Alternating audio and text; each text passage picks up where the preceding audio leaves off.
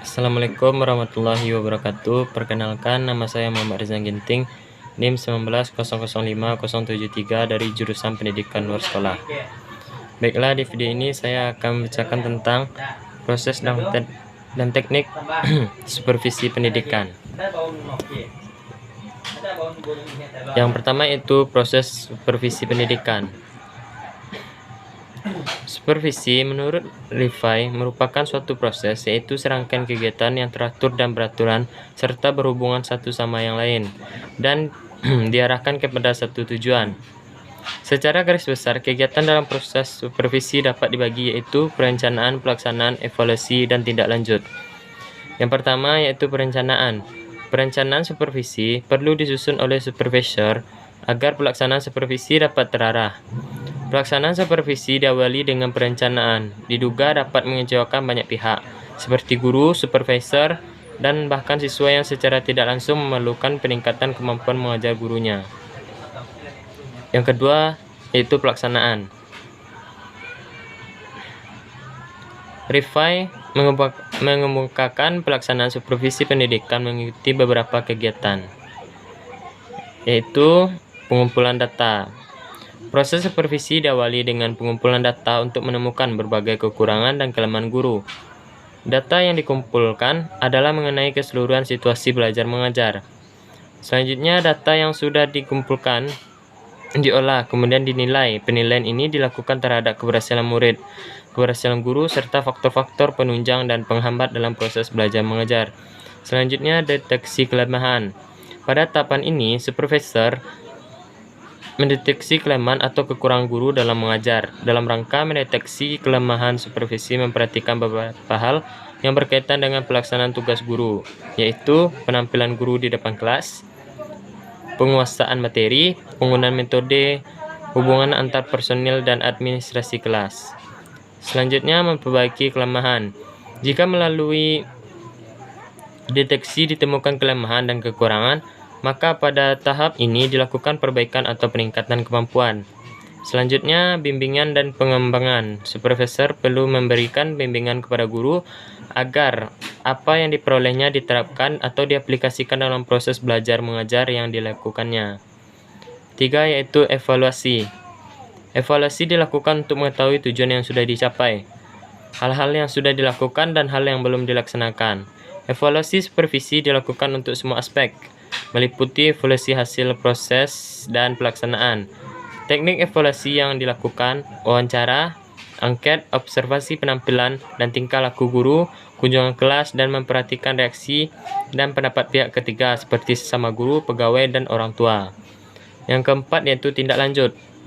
Dalam melaksanakan supervisi kegiatan belajar mengajar, diperlukan instrumen berupa lembar pengamatan dan suplemen observasi, keterampilan mengajar, karakteristik mata pelajaran, pendekatan klinis, dan sebagainya. Dalam pelaksanaannya, kegiatan tindak lanjut supervisi akademik, sasaran utamanya adalah kegiatan belajar mengajar. Hasil analisis catatan supervisor dapat dimanfaatkan untuk memperkembangkan keterampilan mengajar guru atau meningkatkan profesionalisme guru dan karyawannya. Setidak-tidaknya dapat mengurangi kendala-kendala yang muncul atau yang mungkin akan muncul.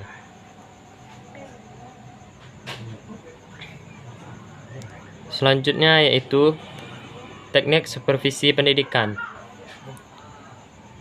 Yang pertama, individual teknik. Teknik supervisi yang bersifat individual dipergunakan apabila orang yang disupervisi dihadapi secara perorangan. Biasanya dilakukan terhadap individu-individu yang mempunyai masalah khusus dan bersifat pribadi. Teknik supervisi yang bersifat individu dapat dijelaskan atas beberapa macam, yakni sebagai berikut. Pertama yaitu kunjungan kelas atau classroom visitation. Untuk mengetahui lebih dekat atau nyata tentang belajar mengajar guru di kelas, seorang kepala sekolah, penilik pengawas biasanya mengadakan kunjungan pada setiap kelas di mana guru-guru sedang mengajar. Tujuannya untuk menolong guru-guru memecahkan kesulitan-kesulitan yang mereka hadapi dan mempelajari sifat dan kualitas cara belajar anak dan bagaimana guru membimbing murid-muridnya. Selanjutnya, observasi kelas atau classroom observation. Observasi kelas biasanya dilakukan melalui dua cara, yaitu dengan cara observasi langsung yakni supervisor mengobservasi langsung guru yang mengajar di kelas. Ini berarti supervisor harus berada sama-sama dengan guru dalam kelas. Observasi dapat pula dilakukan dengan cara tak langsung, yakni supervisor dibatasi oleh ruang kaca di mana guru dan murid-muridnya tidak mengetahuinya, atau dengan alat seperti kamera yang dapat dipantau dari jarak jauh. Tujuan observasi adalah untuk mungkin sehingga dengan data tersebut dapatlah digunakan dalam menganalisis kesulitan-kesulitan yang dalam usaha memperbaiki hal belajar mengajar.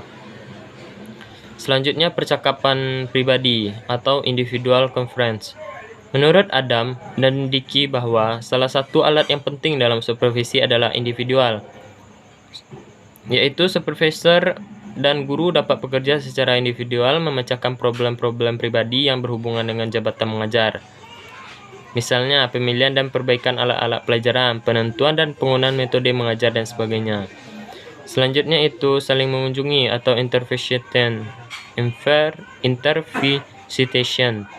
Intervisitation ialah saling mengunjungi antara rekan guru yang satu dengan rekan guru yang lain yang sedang mengajar untuk saling memberi dan menimba pengalaman di antara sesama rekan guru di sekolah. Selanjutnya, menilai diri sendiri atau self-evaluation checklist. Self-evaluation adalah suatu teknik supervisi individual yang paling objektif tetapi yang paling sukar untuk dilakukan, apalagi jika dilakukan dengan kesadaran yang penuh untuk melihat kemampuan diri sendiri dalam menyajikan bahan pelajaran. Selanjutnya itu teknik kelompok atau group techniques.